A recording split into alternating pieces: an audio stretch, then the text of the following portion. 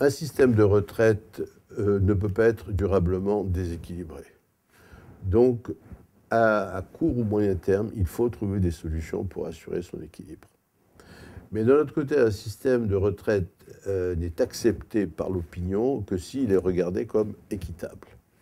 Alors, dans le système actuel, on a à la fois des éléments liés à ce qu'on appelle le parallélisme entre la contribution et ce qu'on reçoit, et la pension, c'est ce qu'on appelle la contributivité. Tout système a un certain niveau de contributivité. Et d'ailleurs, les gens veulent retrouver ce qu'ils ont donné, ce qu'ils ont cotisé pendant des années. Un système qui ne serait pas contributif ne serait pas accepté par l'opinion.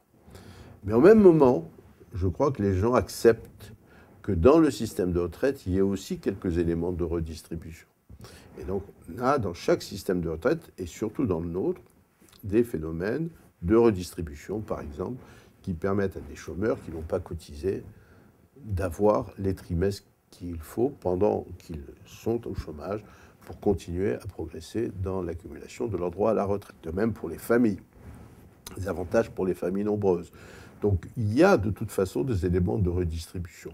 De même, il y a des éléments pour les petites retraites, et en particulier pour ceux qui n'ont pas assez cotisé, le minimum vieillesse. Tout système de retraite doit comporter des éléments d'équité.